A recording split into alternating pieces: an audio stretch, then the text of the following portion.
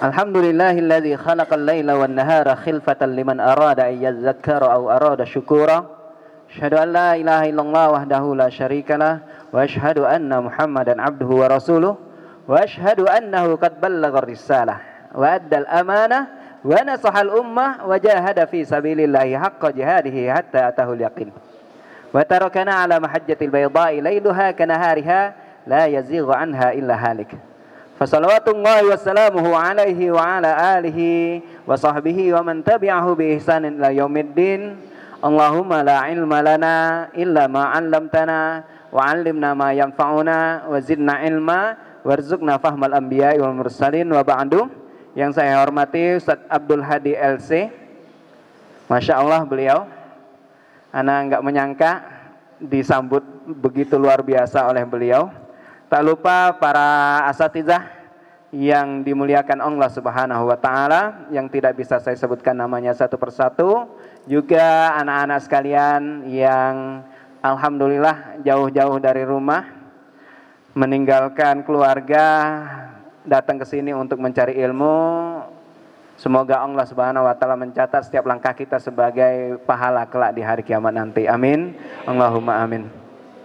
Sebelumnya mari kita bersyukur pada Allah Subhanahu wa taala atas segala nikmatnya kepada kita semua. Karena nikmat Allah Subhanahu wa taala begitu luar biasa. Kalau kita pengen tahu nikmat Allah, coba bangun tidur, pejamkan mata. Melakukanlah aktivitas tanpa membuka mata kalian. Gimana rasanya? Akan kesulitan.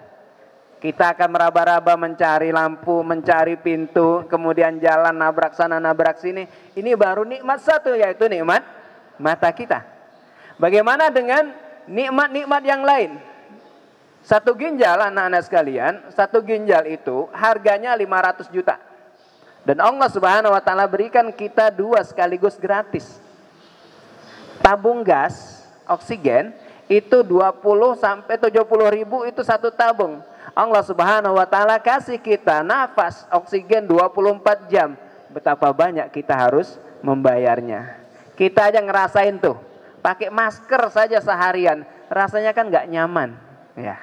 Oleh karena itu anak-anak sekalian yang berbahagia, mari kita bersyukur pada Allah Subhanahu wa taala atas segala nikmatnya. Dan tidak semua orang bisa bersyukur. Karena Allah Subhanahu wa taala menyebutkan dalam Al-Qur'an, wa qalilun min ibadiyasy syakur. Hanya sedikit hambaku yang bersyukur, yang mintanya banyak. Ya. Oleh karena itu anak-anak sekalian yang berbahagia, mari kita kembali bersyukur pada Allah. Dan syukur itu susah. Kenapa kita susah bersyukur? Karena kita seringkali punya penyakit 99. Apa penyakit 99 itu? Jadi dikisahkan ada seorang raja melihat tukang kebunnya itu begitu bahagia. Tiap hari gembira, tiap hari nyanyi sambil motong-motong rumput ini. Padahal ya gajinya seberapa sih? Tapi bahagia, gembira. Hari-hari dia penuhi dengan kegembiraan. Sang raja penasaran hingga bertanya pada menterinya. Sang menteri mengatakan, ya raja jangan heran. Rahasia kenapa beliau gembira? Karena beliau tidak terkena penyakit 99. Apa itu kata beliau? Kata raja, wahai raja, kalau anda pengen tahu penyakit 99, siapkan peti isi koin emas. Isi 99 koin. Isi 99 koin. Kemudian suruh prajurit mengantarkan koin itu ke rumah dan tulis di atasnya 100 koin. 100 koin. Akhirnya diserahkan. Begitu diserahkan, bahagianya luar biasa tuh sang tukang kebun itu. Tapi kebahagiaannya sirna manakala dia menghitung koin. Karena hitungan koinnya hanya terputus di angka 99. Padahal di tulisan kotaknya ada 100 koin. Hingga akhirnya apa? Dia keluar dari rumahnya mencari tuh satu koin itu. Dia turutin tuh jalan menuju istana, tidak dia temukan. Kembali dia ke rumahnya dan dia pikirkan satu koin itu. Hingga keesokan harinya dia bekerja dengan muka yang murung. Inilah kita. Kita itu banyak nikmat yang Allah berikan pada kita, tapi kita seringkali melihat yang tidak kita punya. Kita melupakan ada yang ada pada kita. Anak-anak sekalian, kalau kalian punya duit 100 ribu, hilang 10 ribu, yang diingat yang mana? Yang 10 ribu. Kita lupa bahwa Allah Subhanahu wa Ta'ala masih menyisakan 90 ribu buat kita. Kita seringkali ngelihat ke atas, tapi lupa kita ngelihat ke bawah. Agar kita bisa bersyukur, mari kita sering-sering lihat yang ke bawah dalam urusan dunia. Kita temukan kisahnya pada Zainuddin Zidane. Zainuddin Zidane tahu? Pemain Real Madrid. Terus mengantarkan Prancis ke memenangi Piala Dunia. Sekarang jadi pelatih Real Madrid ya. Dan beliau sekarang lagi diincar tuh antara PSG dengan timnas Prancis untuk melatih, karena di Real Madrid kan agak goyang posisinya ya. Dia sekarang tingkat berapa, San? Kelima apa keempat nih sekarang di klasemen sementara nih? Ketiga sekarang udah naik. Sementara untuk Liga Champions sudah lepas ya, sudah keluar dari Liga Champions. Nah, anak-anak sekalian yang berbahagia, beliau masa kecilnya, beliau kan anak imigran dari Aljazair. Beliau main bola tuh di jalanan di Paris, di Prancis. Dan karena miskin, beliau anak imigran miskin, akhirnya apa? Beliau seringkali tidak memakai sepatu. Adapun kalau misalnya dia punya sepatu murahan yang bentar saja sobek. Pada saat sepatunya sobek, dia berpikir alangkah mengenaskan hidupnya. Yang lain main pakai sepatu, sementara dia sepatunya jebol. Namun pada saat dia mikir dia orang yang paling mengenaskan, tiba-tiba ia melihat seseorang yang tidak punya kaki. Begitu melihat itu, pikirannya langsung berubah dan dia merasa bahwa dia orang yang paling beruntung di dunia ini. Begitulah cara kita bersyukur. Tapi kalau untuk urusan akhirat, lihatnya ke atas. Kalau misalnya kita sholatnya sholat sunnah, jangan lihat orang di sekitar kita. Tuh si itu aja sholat wajib aja kalau nggak dibangunin sama musyrif, sama kakak kelas, sama ustadz, nggak bangun untuk sholat. Bukan gitu ceritanya. Kita bisa lihat kepada para ulama terdahulu. Contoh misalnya Imam Ahmad bin Hambal, sholat tahajudnya hanya 2 rakaat. Tapi rakaat pertama dari surah Al-Baqarah sampai surah Al-Kahfi. Rakaat kedua dari Maryam ke An-Nas. Satu Quran dalam 2 rakaat. Atau Imam Malik biasa sholat subuh dengan wudhu sholat isya. Semalaman beliau nggak tidur, mutolaah, menelaah, mempelajari buku, membaca Al-Quran, menulis. Itu yang dilakukan para ulama kita. Kalau kita ngelihat urusan dunia, melihat tentang kawan kita yang sholatnya hanya, atau orang-orang di kampung kita yang sholatnya hanya 2 kali setahun, Idul Fitri dan Idul Adha, ya kelihatan bagus kita. Ya. Oleh karena itu anak-anak sekalian yang berbahagia, mari kita berdoa pada Allah Subhanahu wa Ta'ala. Semoga kita dikasih hati yang senantiasa bersyukur, dan semoga kita kumpul lagi di surganya kelak. Amin. Allahumma amin. Salawat dan salam semoga tetap tercurahkan pada junjungan kita Nabi besar Muhammad Sallallahu Alaihi Wasallam, yang syafaatnya kita nantikan di hari kiamat nanti. Ini profil singkat saya. Saya sempat di Lipia, alhamdulillah. Lipia itu lembaga ilmu pengetahuan Islam dan Arab. Ininya Muhammad Ibnu Saud, Ustaz ya. Tapi zaman saya dulu diplesetin Lipia itu. Lelaki idaman para ibu dan akhwat. Itu beliau. Ini sekilas ininya, dan alhamdulillah saya sekarang anggota dai rumah zakat ya. Dan saya ditugaskan ke Jambi, alhamdulillah. Tip, ini profil singkat saya, nggak terlalu ini, nggak keren-keren banget itu ya. Tip, pertanyaan buat kita bersama adalah ketika Ramadan, hilal Ramadan datang, ketika Menteri Agama mengumumkan Ramadan besok hari, sudah siapkah kita menyambutnya? Karena ketika saya datang ini aja luar biasa tuh penyambutannya ya, Masya Allah. Disiapin kursi, disiapin air minum, sound systemnya, para ustadznya pada mikul-mikul ini nih. Ini baru persiapan dunia. Seharusnya kita lebih mempersiapkan lagi dengan Ramadan. Karena para sahabat, anak-anak sekalian, mempersiapkan Ramadan itu di 11 tahun setelah 11 bulan setelah Ramadan. Di separuh pertama dari setelah Ramadan, mereka berdoa pada Allah Subhanahu wa taala, berdoa pada Allah semoga amal mereka selama Ramadan diterima Allah Subhanahu wa taala. Dan di separuh kedua mereka berdoa pada Allah Subhanahu wa taala agar mereka dipertemukan kembali di bulan Ramadan. Dan Nabi SAW mengajarkan pada kita untuk mempersiapkan Ramadan di 2 bulan sebelumnya dengan memperbanyak doa, Allahumma barik lana fima. Tuh kan rusak tanah kan. Pokoknya kalau udah Allahumma barik lana ditambahin fima pasti nyambungnya rusak tanah. Allahumma barik lana fi Rajaba wa Sya'ban wa ballighna Ramadan. Ya Allah, berkahilah kami di bulan Rajab dan Sya'ban dan sampaikan kami di bulan Ramadan.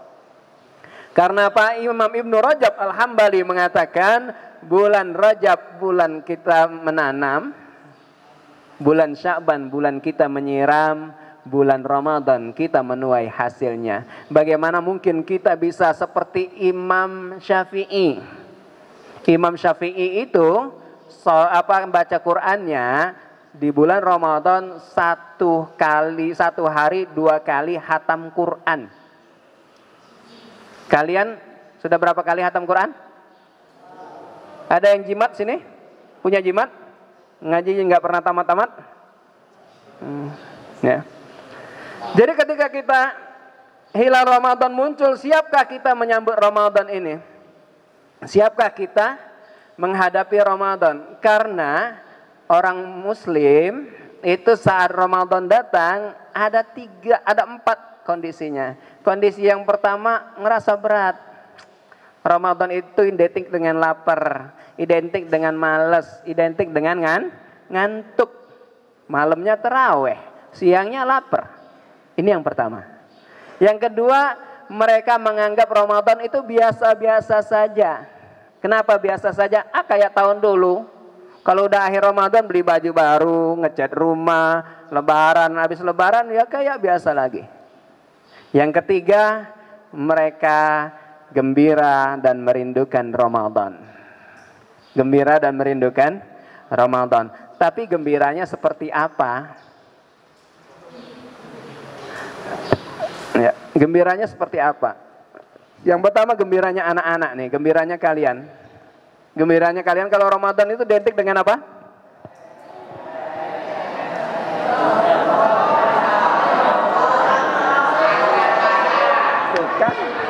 Nah, ini gembiranya kalian. Dapat angpau, makan-makan, baju baru, ya. Apalagi? THR, tunjangan hari Rabu. Oke. Gembiranya anak-anak seperti itu. Ya. Yang kedua, gembiranya remaja. Kenapa gembiranya remaja? Karena bisa jalan-jalan, habis subuh jalan-jalan. Kalau orang luaran, semoga sini enggak. Di luaran itu di Jakarta ada apa Ustaz? Sahur on the road ya Ustaz ya. Sahur di jalan. Ini yang remaja. Ada lagi kalau istilahnya anak-anak Betawi itu asmara subuh. Kalian nggak usah di ini ya, nggak usah tahu itu. Ini kaum remaja. Yang ketiga, gembiranya artis dan pedagang. Tuh kan, gembiranya kalian kayak gitu.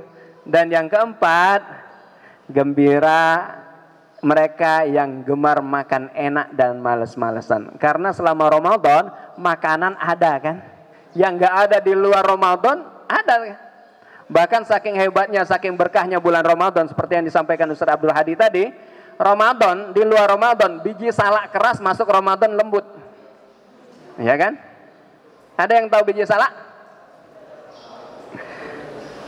Berarti yang enggak ini berarti enggak nyambung, belum pernah makan biji salak berarti. Ya, males-malesan. Dan apakah kita harus seperti itu gembira kita? Ternyata kita umat Islam harusnya tidak gembira seperti itu.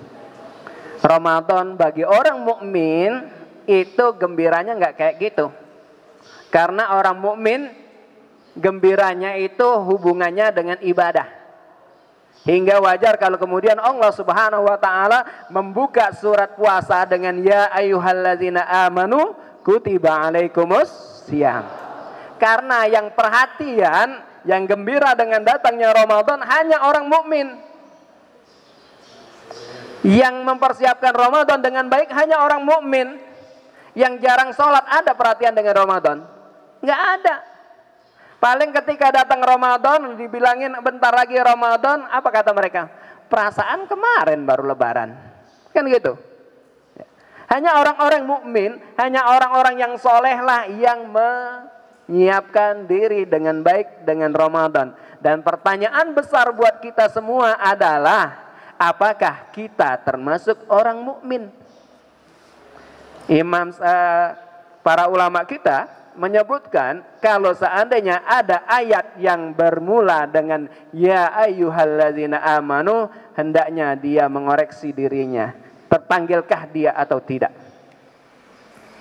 Ketika kita ada pengumuman, misalnya kalian lagi main jalan-jalan di Jamtos, tiba-tiba ada pengumuman kepada siswa sekolah Islam terpadu As-Siddiqi ya? As-Siddiqi. Apa yang ada dalam benak kalian? Dengerin kan? Oh, ini ada apa nih pengumumannya? Beda kalau misalnya pengumumannya kepada seluruh siswa sekolah Islam terpadu An-Nahl. Apa yang kalian lakukan? Bukan kita. Gitu kan? Begitu juga hendaknya ketika ayat Ramadan ya ayyuhalladzina amanu kutiba alaikumussyiyam, kalian harus koreksi diri. Kalian harus lihat diri kita. Kalian dipanggil, merasa terpanggil atau tidak. Baik. Kenapa kita harus bergembira? Yang pertama, bulan Ramadan, bulan penghapus dosa. Hadisnya tadi disebutkan oleh Ustadz. MC kita Ustadz siapa? Ustadz Nizam. Ya, Ustadz Nizam. Ustadz Nizam. Nizam itu disiplin. Makanya kalau kalian nggak disiplin ditegur sama beliau wajar. Karena beliau tidak disiplin pun beliau sudah disiplin gitu kan. Ini yang pertama. Bulan Ramadan itu bulan penghapus dosa. Syaratnya cuma 2. Ya, syaratnya cuma 2. Apa itu? Man shoma Ramadana imanan. Yang puasa Ramadan karena keimanan. Kalau kalian puasa Ramadan karena takut sama ustadz dan ustazah, maka Ramadan kalian bermasalah. Kalau kalian sampai di rumah puasa karena takut sama orang tua, dosa kalian enggak sampai dihapuskan oleh Allah Subhanahu wa taala. Itu namanya riya. Yang kedua, wahtisaban, mengharapkan ridha Allah Subhanahu wa taala. Ini syaratnya 2 ini. Imanan wahtisaban, baru ghufira lahu ma taqaddama min dzambi. Maka dihapuskan dosanya yang telah lalu. Yang kedua, ada musim kebaikan. Semua pahala dilipat gandakan. Dalam hadis riwayat Imam Ibnu Huzaimah, orang yang puasa di bulan puasa ibadah itu amal sunnahnya dikasih pahala wajib, dan amal wajib dilipat gandakan 70 kali lipat. Ini pahala di bulan Ramadan. Dan kalian masuk surga dengan pahala. Ya. Gimana mungkin kalian bakal masuk surga kalau pahalanya tidak ada. Yang selanjutnya ada Lailatul Qadar yang disebutkan oleh Ustadz tadi.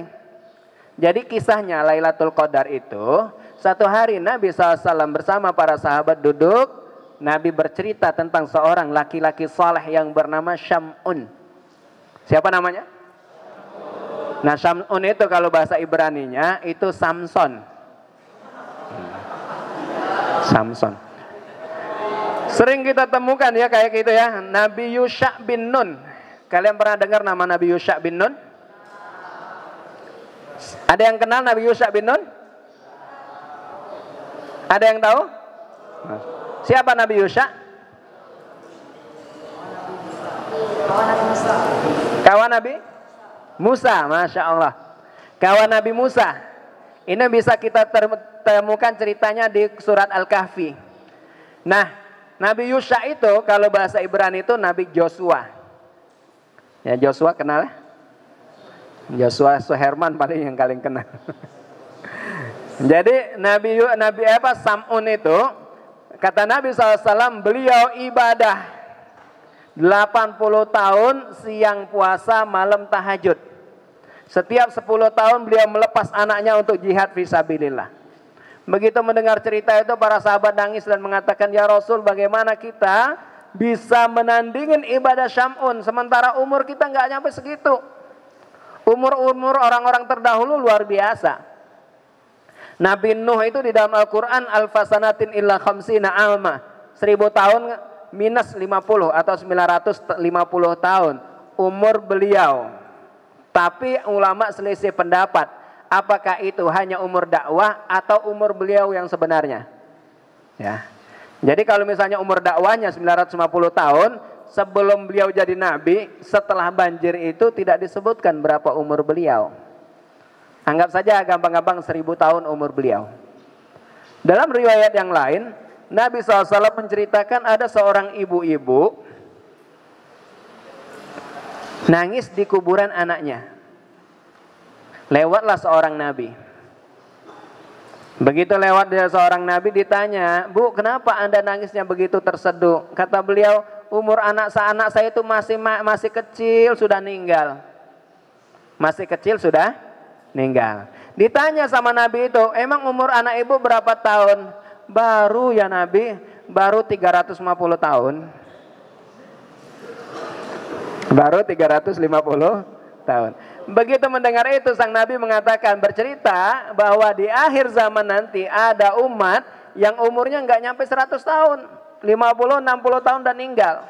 Begitu mendengar itu sang ibu mengatakan, umur segitu buat apa nabi? Saya sujud sekali aja udah habis, saking singkatnya. Saking singkatnya. Tapi Masya Allah, cintanya, sayangnya Allah buat kita semua adalah kita dikasih umur pendek agar kita nggak banyak maksiat. Ya. Kita dikasih umur pendek oleh Allah Subhanahu wa taala agar kita cepat hidup di dunia dan segera masuk ke dalam surga. Jadi pertanyaan buat kita semua, siapkah kalian masuk surga? Yang siap angkat tangan. Yang angkat tangan udah siap mati belum?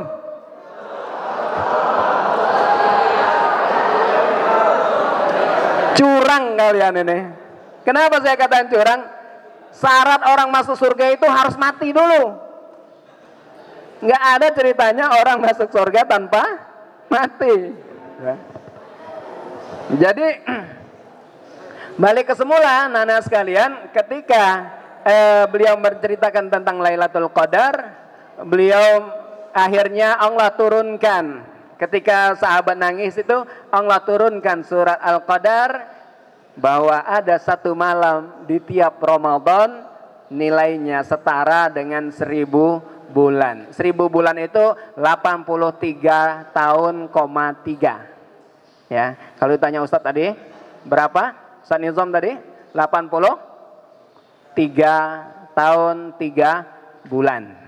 Ini Lailatul Qadar. Jadi ibadah sholat 2 rakaat di Lailatul Qadar setara dengan ibadah 2 rakaat di 83,3 tahun. Kalau sebaliknya, jika kalian tidur di Lailatul Qadar sama dengan tidur 1000 bulan. 1000 tahun, 1000 bulan. Lailatul Qadar.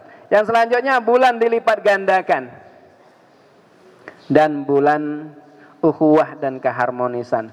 Tapi yang lebih utama, lebih penting dari itu, bahwa puasa diklaim sama Allah Subhanahu wa ta'ala. Dalam satu hadis qudsi, Nabi SAW bersabda, kullu amal ibni Adam lahu. Semua amal anak Adam milik dia. Kenapa dikatakan milik dia? Karena kalau ada yang azan ketahuan tuh suaranya si fulan lagi azan. Kalau berangkat ke masjid yang di sop pertama ketahuan, oh ini yang sholat. Ketika di kampung, orang-orang kampung, Masya Allah anak-anak siddiqi rajin ke masjid. Benar nggak? Benar nggak? Saya nggak yakin deh. Karena biasanya anak pondok itu begitu pulang ke rumah, anak boarding itu kalau pulang ke rumah biasanya tidurnya lebih kenceng dibanding yang lain. Gitu Ustaz. Makanya Ustaz kalau misalnya mereka baru masuk tanyain. Dan dari awal sampaikan, jangan ada dusta di antara kita. Siapa yang sholat di masjid? Karena Masya Allah, ya pengalaman anak saya ngajar di pondok 5 tahun di As-Salam itu agak mengenaskan juga gitu ya. Kullu amal ibni Adam lahu. Yang pergi haji juga sama tuh. Yang pergi haji, berangkat haji diantar oleh sekampung orang. Begitu balik didatengin, dimintain air zam-zam. Walaupun air zam-zamnya itu, air zam-zamnya seember, air sumurnya seember, kasih air zam-zamnya setengah botol. Ya. Tapi begitu selesai, balik dari haji, pecinya peci putih terus. Kalau nggak dipanggil Pak Haji nggak noleh, tahuan. Tapi beda dengan puasa. Puasa nggak ada yang tahu. Kalian balik ke rumah, masuk kamar, nyiapin coklat, nyiapin air, pura-pura lemes tidur, bangun-bangun ngomong ke orang tua, panas banget ya mah ya. Nggak ada yang tahu kan? Makanya Allah kemudian menjawab, fa inna siyam fa innahu li. Puasa itu milikku kata Allah. Ketika Allah mengatakan milikku, berarti Allah Subhanahu wa taala mengklaim puasa itu miliknya. Dan kita bisa bayangkan, kalau ada sesuatu yang diklaim oleh orang besar, nilainya seperti apa? Beda kan?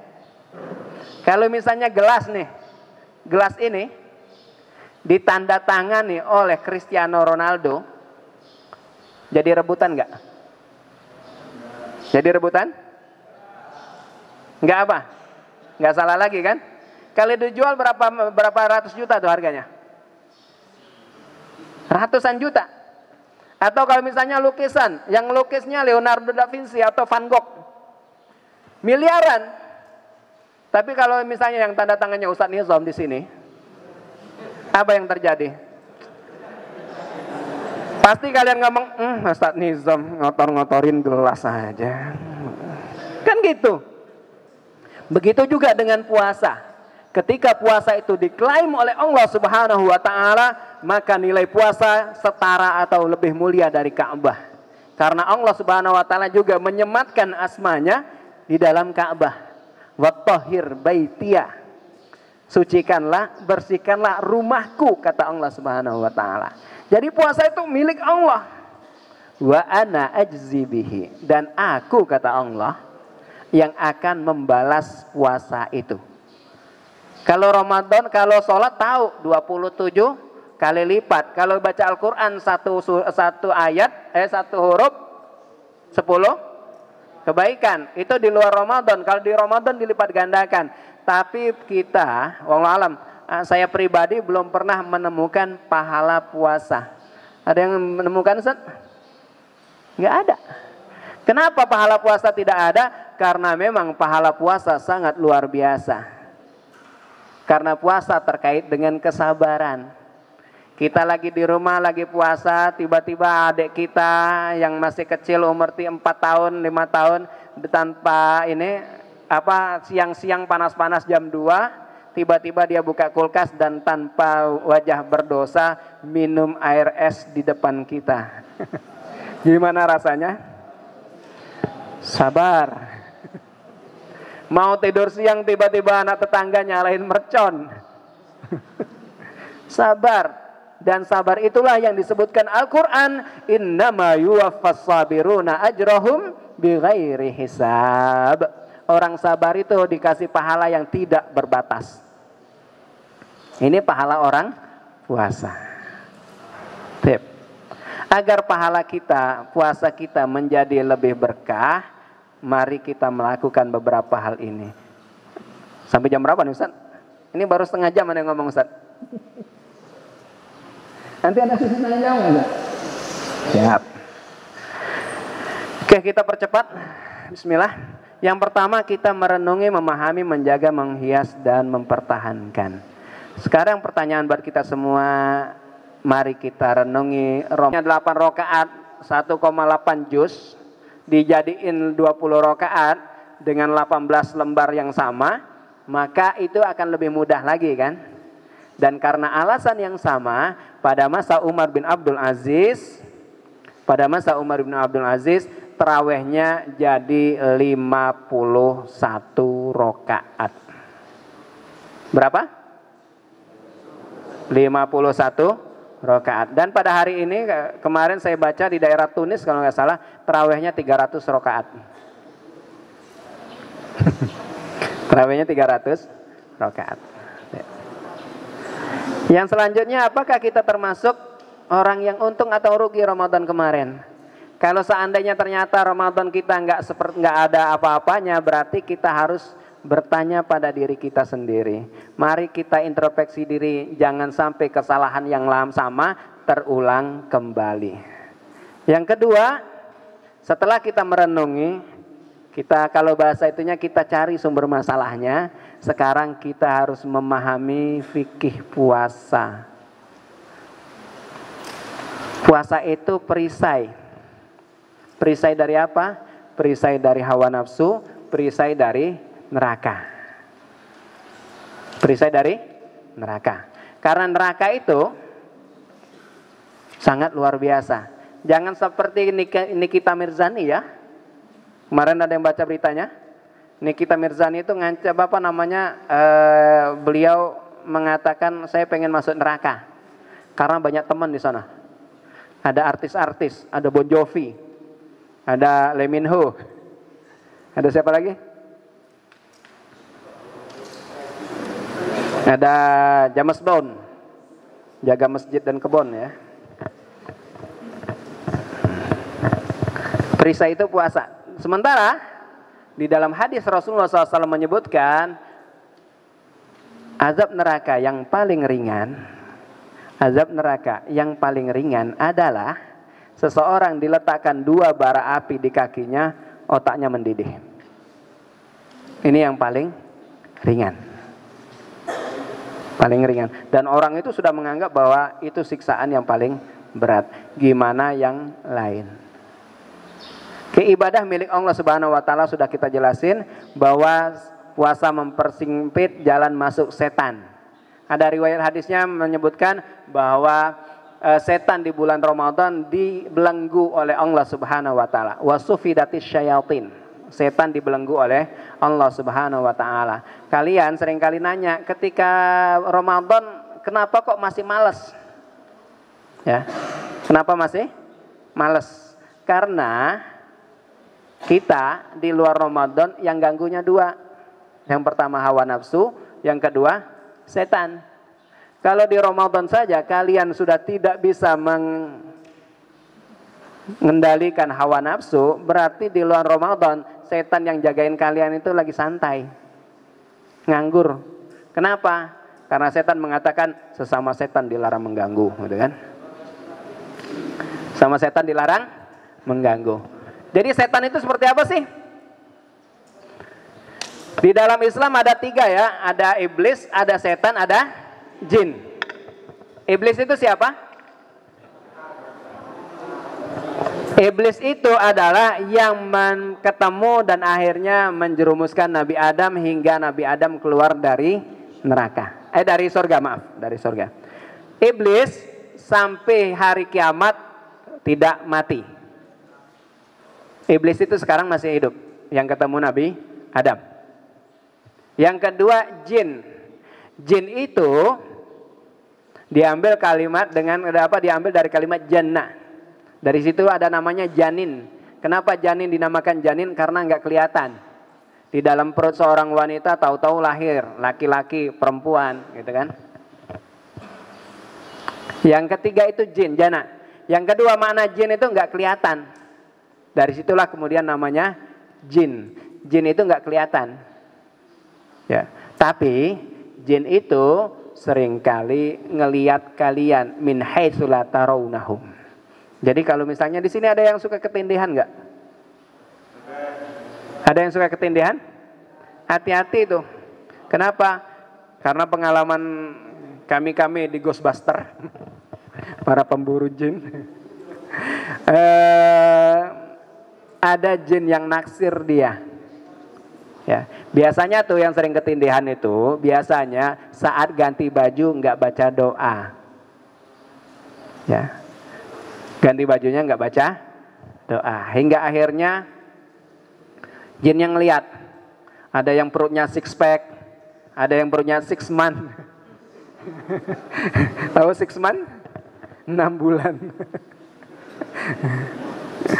Maka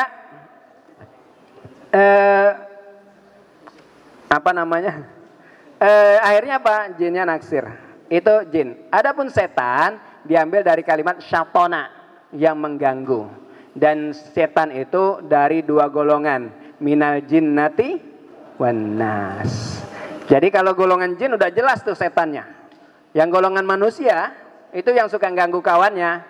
Lagi tidur digangguin, alasannya ngeprank, April Mop dan lain sebagainya. Ada yang lagi ini dibilangin kawannya lagi santai-santai, ada guru. Ujungnya tapi bohong. Ini kelakuan anak sekarang nih, Ustaz. Nggak boleh itu. Dalam Islam itu nggak boleh bohong. Kenapa? Karena Nabi SAW dalam hadisnya, ana za'imu bi baitin fi wasatil jannah liman tarakal kadhiba wa in kana mazihan. Aku jamin rumah di tengah sorga bagi orang-orang yang meninggalkan dusta walaupun main-main, walaupun bercanda. Bercandanya Nabi nggak ada bohongnya. Nabi SAW itu satu hari pernah ketemu sahabat lagi di masjid, mau keluar masjid, tiba-tiba beliau ngelihat ada seorang wanita yang celungak-celunguk gini. Tahu celungak-celunguk? Kayak nyari suaminya. Akhirnya sama Nabi SAW dibilangin, suami kamu lagi nyari suami kamu ya? Suami kamu tuh yang di matanya ada putih-putihnya. Begitu mendengar itu, sang wanita itu diam. Begitu suaminya pulang disiapin makan, suaminya makan diliatin matanya kan. Ditanya sama suaminya, ngapain dek ngelihat mata saya? Ada apa? Enggak, katanya, Mas, tadi waktu saya ketemu Nabi, beliau mengatakan bahwa mata Mas ada putih-putihnya. Begitu mendengar itu, suaminya mengatakan, kamu itu dikerjain Nabi. Siapa emang mata siapa sih yang nggak ada putih-putihnya, hitam semua? Kan nggak ada kan? Pasti ada putih-putihnya. Ada lagi nenek-nenek datang dan mengatakan, ya Rasul, doakan saya masuk surga. Nabi kemudian menjawab, nenek-nenek nggak ada yang masuk surga. Begitu dengar itu nangis tuh nenek pulang ke rumah. Hingga akhirnya ada utusan Nabi mengabarkan bahwa semua yang masuk surga kembali muda. Kita nanti kelak di hari kiamat dibangkitkan oleh Allah Subhanahu wa taala seperti Nabi Adam. Tinggi Nabi Adam berapa? Berapa? 60 hasta, kurang lebih 28 meter lah. Setinggi tower ya. Setinggi tower. Wajar kalau binatangnya dinosaurus. Ya. Kalau misalnya nih Nabi Adam itu makan kambing hari ini mungkin nyelip di gigi aja tuh ya. Ini jadi Nabi Adam itu tingginya segitu. Jadi kalau yang di sini semampai, yang tingginya semeter tak sampai, ya. Jangan dipakai. Kamu semampai banget ya, jangan ya. Saya nggak ngajarin, saya nggak tanggung jawab Ustaz ya. Kalau ada yang pakai omongan saya tuh, saya nggak tanggung jawab di sini. Jadi ini Nabi Adam, apa tingginya kita? Nabi SAW bercandanya nggak ada main-main, bercandanya serius. Ada kebenaran di sana. Ada 2 kebahagiaan, kata Nabi SAW di hari kiamat. Bagi orang puasa, farhatun indal iftar, bahagia pertama saat buka puasa. Seneng banget kan? Seneng banget. Dengar suara dung dung dung dung dung dung, cepet. Padahal adek lagi mukulin lemari gitu kan. Kedua kebahagiaan. Yang kedua, wa farhatun inda liqa'i rabbih, bahagia saat berjumpa Allah Subhanahu wa taala. Yang berikutnya, bebas bau mulut di sisi Allah. Bau mulut kita di sisi Allah, mulutnya orang yang puasa, bau mulutnya lebih wangi dari minyak kasturi. Tapi itu di sisi Allah. Di sisi kalian ya tetap aja bau. Jadi jangan sampai kemudian kalian udah pakai hadis itu, Ustaz, kalau makin bau makin wangi berarti di sisi Allah. Enggak juga. Jadi saya sarankan untuk kalau sahur jangan makan jengkol. Kenapa? Karena yang pertama kali bermasalah itu kalian. Kenapa? Karena kalian pakai masker, baunya kalian isap sendiri kan. Yang selanjutnya dijanjikan pintu surga. Oke, kita lanjut. Wih, udah lewat. Udah 45 menit, Ustaz. Oke, sekarang hukum-hukumnya, rukunnya, sunnahnya, dan yang membatalkan. Rukunnya ada 2, niat dan nahan diri. Niat itu bisa tiap malam ya. Tiap malam niat, karena puasanya puasa wajib nih. Kalau kalian bangun sahur itu sudah disamakan dengan niat. Jadi nggak perlu baca niat lagi. Karena kalian bangun sahur kan pasti udah mau puasa kan. Jadi niatnya, apa niatnya? Allahumma laka itu mah buka puasa. Ketahuan nih, nggak fokus. Nggak fokus. Allahumma. Oke, lanjut. Yang selanjutnya menjaga puasa kita, menjalankan sunnah-sunnahnya. Menjalankan sunnah-sunnahnya dan menjaga dari yang merusak puasa kita. Jadi puasa itu yang membatalkan itu ada 3. Yang pertama batal puasanya, yang kedua batal pahalanya. Puasanya sah, tapi nggak dapat apa-apa kecuali lapar dan haus. Ya, hati-hati. Tip apa yang sunnah dari puasa? Yang pertama makan sahur. Makan sahur. Ingat anak-anak sekalian, makan sahur itu bukan untuk menahan lapar. Jadi jangan ngembat saat sahur. Karena makan sahur itu berkah dari Allah Subhanahu wa ta'ala. Karena dalam satu hadis, sesungguhnya umatku masih dalam keberkahan manakala mereka mengakhirkan sahur dan menyegerakan buka puasa. Karena sesungguhnya Allah dan malaikat bersolawat pada mereka. Tahu solawat? Sini kalau khutbah Jumatnya pakai Bilal nggak? Kalau di kampung ada kan Innallaha wa malaikatahu yusalluna 'alan nabi. Apa maksud solawat itu? Solawatnya malaikat memohonkan ampunan. Solawatnya Allah mengampuni dosa-dosa sang hamba. Ya, mengakhirkan sahur. Jadi sahur itu kapan terakhirnya? Bukan waktu imsak. Imsak itu baru lampu kuning. Ya. Imsak itu baru lampu kuning. Kalian makan saat imsak masih boleh. Kapan berhentinya? Saat subuh. Ketika muadzin sudah azan Allahu Akbar, baru berhenti. Jangan sahurnya jam 4. Ustaz, saya nggak mau ini Ustaz, saya pengen agak ini sendiri. Boleh sih, tapi tidak dapat sunnahnya, nggak dapat pahala. Kenapa Rasulullah SAW menganjurkan kita untuk mengakhirkan sahur? Karena saat kita sahur pasti ngantuk, kelaparan, kekenyangan. Ini kalian kan kalau udah habis sahur kan duduknya udah nggak lurus lagi kan, udah nyender gini kan, udah nggak bisa lurus lagi, keganjel perutnya. Tujuannya agar akhirkan sahur, ketika kalian sudah 10 menit atau 5 menit sebelum azan, kalian udah siap-siap, pakai sarung, jalan ke masjid, udah azan subuh. Kalau seandainya jam 4, mau ngapain males. Mau ngaji males, mau tahajud perutnya kenyang. Akhirnya apa? Duduk sambil nonton TV. Nggak lama kemudian matanya rep dan hilang dari peredaran dunia.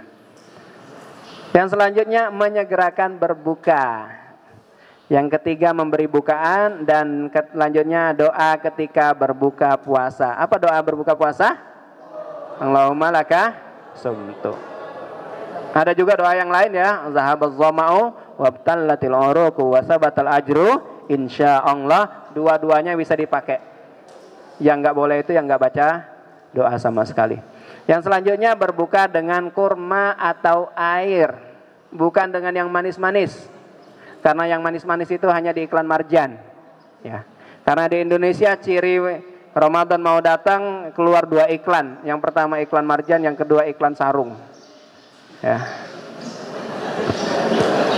Nah, dan iklan Marjan itu biasanya bersambung ya. Ada episodenya. Yang mengganggu puasa kita yang pertama marah dan emosi. Yang kedua berdusta. Man lam yada' qaula zur wal amala bihi falaysa lillahi hajatun fi an yada'a ta'amahu wa syarabahu. Barang siapa yang tidak meninggalkan dusta dan melakukan kedustaannya, Allah enggak butuh dengan puasa dia. Ya. Yang selanjutnya berkata keji, mencaci, menfitnah, mengejek kawan, habis itu pahala. Yang selanjutnya ghibah, mendengar dan melihat yang buruk-buruk. Makan yang mengatakan, mendengar atau melihat yang buruk-buruk. Ghibah juga sama. Ghibah itu apa sih? Ghibah itu apa? Ngomongin orang yang tidak disukain. Si fulan itu loh, orangnya gini. Dia tuh pelit banget. Saking pelitnya, genggam air aja nggak netes tuh air. Apalagi duit misalnya. Nah itu ghibah itu. Walaupun benar, menyia-nyiakan waktu. Karena hadisnya menyebutkan rubba shaimin lam yajid min siyamihi illal atas wal ju'. Betapa banyak orang-orang yang tarawih tidak mendapatkan apa-apa selain begadang saja. Yang selanjutnya menghias puasa kita. Yang pertama dengan tadarus, saya percepat. Yang kedua sedekah dan memberi bukaan. Salat tarawih tadi sudah. Memperbanyak doa. Kenapa memperbanyak doa? Karena ulama menyebutkan ada keterkaitan yang erat antara doa dan puasa. Karena kita temukan ayat tentang pengabulan doa diapit oleh ayat-ayat yang berhubungan dengan puasa. Karena ayatnya wa iza sa'alaka ibadi anni fa inni qarib. Jika hambaku bertanya tentangku, maka katakanlah aku ini dekat. Ujibu da'watad da'i idza da'an. Aku akan kabulkan permintaan hambaku saat mereka berdoa. Jadi anak-anak sekalian, saat orang puasa itu saat dikabulkan doa. Dan ingat banyak waktu yang mustajab. Di antara waktu mustajab untuk berdoa adalah saat hujan turun. Ya, saat hujan turun, perbanyaklah doa. Yang kedua, saat ayam berkokok. Saat ayam tuh ayamnya tuh. Itu ayam kalau suaranya kayak gitu udah minta kawin itu. Kenapa ayam berkokok itu dikabulkan? Karena ayam lihat malaikat. Oke, kita lanjut. Iktikaf, dakwah dan tarbiyah dan umroh. Oke, kita lanjut. Benarkah puasanya orang tidur adalah ibadah? Ini tidurnya orang nekat ini. Jangan ditiru ya, adegan ini hanya orang-orang profesional saja. Ya, hadisnya lemah dan tidak bisa dijadikan sandaran. Ya, karena bertentangan dengan aktivitas Nabi dan sahabat saat Ramadan. Di saat Ramadan para sahabat berlomba-lomba melakukan kebaikan, bahkan banyak peperangan yang dimenangkan umat Islam saat Ramadan. Pertama perang Badar, yang kedua di Indonesia 17-an ada perang Ain Jalut dan lain sebagainya. Perang Ain Jalut pernah dengar? Ma'rakatu Ain Jalut. Perang Ain Jalut itu adalah kemenangan pertama umat Islam mengalahkan tentara Mongol dan Tartar. Ya. Yang komandannya Muzaffar Qutus dan Zohir Bibers. Dari situlah semboyan yang abadi sampai hari ini, wa Islamah. Ya. Wa Islamah. Apa arti wa Islamah? Itu kan jadi Muzaffar Qutus itu ikut perang, memimpin perang itu membawa istrinya yang bernama Julanar. tiba-tiba di tengah berkecamuknya perang, ya, Mongol itu tentaranya mitosnya tidak terkalahkan ya. Akhirnya ternyata Allah menakdirkan Julanar meninggal kena panah. Pada saat menjelang meninggal, Muzaffar Qutus mendekati istrinya dan mengatakan, wahai istriku, aku mencintaimu. Aku akan berperang demi membalas kematianmu. Tapi istrinya mengatakan, jangan katakan itu, tapi katakan wa islamah. Demi Islam dan untuk Islam. Begitu meninggal dengan hati yang pilu, Muzaffar Qutus naik ke tempat tinggi dan kemudian berteriak wa islamah, kemudian didengar oleh para pasukannya. Bangkitlah semangatnya orang-orang Islam dan akhirnya mereka memenangkan peperangan tersebut. Kalau nggak salah lawannya Hulagukan ya. Kondisi iman hendaknya meningkat, amal soleh juga bertambah. Yang terakhir, mempertahankan Ramadan. Jadi Ramadan itu bukan hanya ibadah kita, bukan hanya Ramadan. Karena selesai Ramadan biasanya selesai juga. Kata orang Jawa tuh kalau udah lebaran tuh lebar semua, selesai semua. Hingga kemudian para takmir masjid bikin pengumuman. Pengumuman bagi yang menemukan saudara-saudara kami yang hilang, yang dulu selama Ramadan ibadah, tolong bawa mereka kembali ke masjid. Ya. Karena orang Indonesia itu kan luar biasa ya. Ibadahnya itu hanya di awal Ramadan. Hari pertama Ramadan itu penuh tarawihnya. Hari kedua mulai ada kemajuan, maju softnya. Hari ketiga 4 hingga hari ke-20 tinggal soft. Imam 1 sama makmumnya 2 udah alhamdulillah ya. Tetap semangat setelah Ramadan. Jadi diharapkan setelah Ramadan itu ibadah kita itu terus lanjut. Yang biasanya bangun jam 4 untuk sahur, minimal tuh bangun lagi jam 4 untuk sholat tahajud. Yang tadinya selama Ramadan menahan lidahnya, menahan matanya, menahan telinganya, di luar Ramadan juga tetap. Hingga seorang ulama mengatakan, man kana ya'budu Ramadhana fa inna Ramadhana qad fat. Barang siapa yang menyembah Ramadan, Ramadan sudah selesai. Wa man kana ya'budullaha fa innallaha hayyun la yamut. Barang siapa yang menyembah Allah, Allah maha hidup dan gak akan meninggal selama-lamanya. Jadi ini anak-anak sekalian, Allah sebagai penutup, Allah pengen ibadah kita itu ibadah ulat. Puasa kita itu puasa ulat, bukan puasa ular. Ular itu puasa. Kapan ular puasa? Saat mereka melepaskan kulitnya. Ya, saat mereka melepaskan kulitnya, kalau bahasa Palembangnya itu ngelumbus. Ya, ngelumbus. Tapi selesai puasa, namanya masih tetap ular, jalannya masih di tanah, bentuknya menakutkan, tidak ada perubahan di sana. Yang Allah inginkan adalah kita seperti puasanya ulat. Ulat itu menakutkan, menjijikkan. Kelakuannya apa? Ngerusak. Pohon yang ditumpanginya itu bakal berlobang tuh, dimakanin sama dia. Begitu dia puasa, masuk ke pompong, selesai puasanya dia berubah jadi makhluk baru. Yang tadinya menjijikkan jadi menyenangkan, yang tadinya warnanya menakutkan jadi berwarna-warni, yang tadinya jalan di tanah jadi beterbangan, yang tadinya merusak membantu penyerbukan, dan namanya pun berubah menjadi kupu-kupu. Itulah kita yang diinginkan Allah. Selesai Ramadan diharapkan kita berubah predikatnya menjadi insan-insan yang bertakwa. Karena Allah berfirman, la'allakum tattaqun, agar kalian jadi insan yang bertakwa.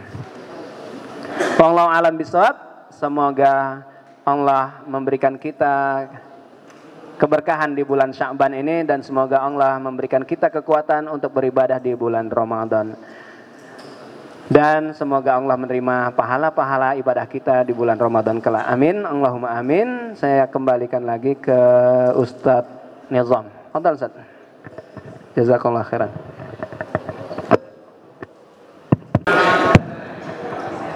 Ada Ustaz? Apa satu lagi? Ya. Ada 3 pertanyaan, ada 3 penanya. Yang pertama, untuk saat bangun kesiangan, pada saat azan kita mau makan tengah azan,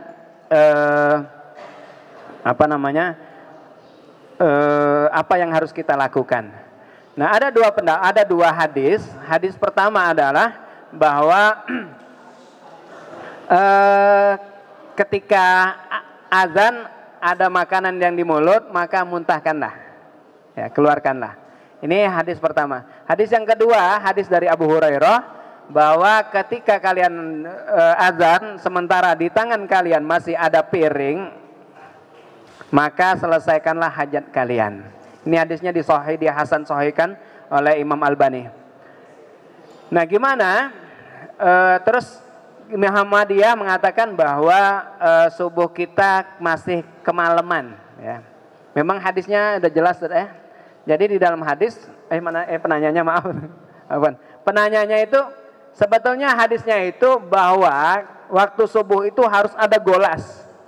Golas itu, jadi kalau pakar-pakar subuh mereka mengatakan fajar itu ada dua. Yang pertama fajar kadzib, posisinya naik ke atas, cahayanya semburatnya ke atas. Baru fajar sodik, itu posisinya nyamping. Nah, kalau kita di Jambi kayaknya agak sulit tuh ngelihat, ya. Kecuali kalau yang di pantai itu bisa ngelihat. Nah, ternyata memang di Indonesia itu kita tuh masih malam, masih gelap. Jadi golasnya itu belum keluar, kita sudah azan subuh. Ini yang kemudian diambil oleh Muhammadiyah hingga mereka menetapkan dimundurkan. Jadi sebetulnya bukan waktunya yang berubah, Ustaz. Emang kitanya kemalaman. Itu menurut Muhammadiyah, ya. Menurut Muhammadiyah. Nah, kalau saya pribadi, mana yang lebih pas? Kalau saya pribadi lebih condong mengatakan bahwa ketika azan subuh berhentilah makan dan minum. Kenapa? Karena Al-Quran menyebutkan wa kulu washrabu hatta yatabayyana lakumul khaytul abyadu minal khaytil aswadi minal fajar. Makanlah dan minumlah sampai masuk waktu subuh. Cuman kalau misalnya mau ngambil mazhab Muhammadiyah nggak salah juga sih. Pihak Muhammadiyah mengatakan waktu kita kecepatan boleh juga. Tapi kalau saya pribadi, saya mengambil pendapat begitu azan subuh berhenti makan. Dan kalau saya lebih gampang, kita ngambil patokan di HP atau jadwal imsakiyah dengan syarat jam kita sudah kita cek di GMT, Greenwich, ya. Kalau yang pengen ngecek HP-nya silakan buka situs Greenwich, ya. Tambah 7 jam karena Indonesia dengan Greenwich itu selisihnya 7 jam. Ini yang pertama, Ustaz. Jadi kalau antum ngambil yang pendapat Muhammadiyah, ana nggak nyalahin, ya, itu benar juga. Tapi saya pribadi lebih cenderung untuk mengambil azan subuh berhenti. Ini yang pertama. Yang kedua, setan dibelenggu saat Ramadan tadi sudah kita bahas, ya. Tapi saya ulangi lagi, sebetulnya ulama selisih pendapat sih. Imam Ibnu Hajar mengatakan, untuk ayat dibelenggu itu apa saja sih yang dibelenggu? Yang pertama kata beliau hakiki kemungkinan memang setannya dibelenggu. Jadi yang ngurusin kita, yang ganggu kita itu hanya hawa nafsu kita. Itu yang tadi saya jelaskan. Pendapat yang kedua mengatakan yang dibelenggu hanya komandan-komandannya saja. Anak buahnya masih gentayangan. Ya.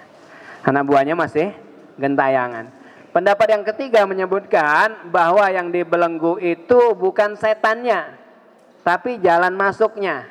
Karena kata Imam Ibnu Qudamah Al-Maqdisi dalam kitab Mukhtasar Minhajul Qasidin, beliau mengatakan bahwa jalan setan itu adalah syahwat. Dan syahwat itu akan subur manakala orang banyak mengkonsumsi makanan dan minuman. Hingga kalau misalnya mereka makan dan minumnya dibatasi atau ditinggalkan, maka otomatis setan itu akan kesulitan masuk ke dalam tubuh manusia dan diibaratkan mereka sedang dibelenggu.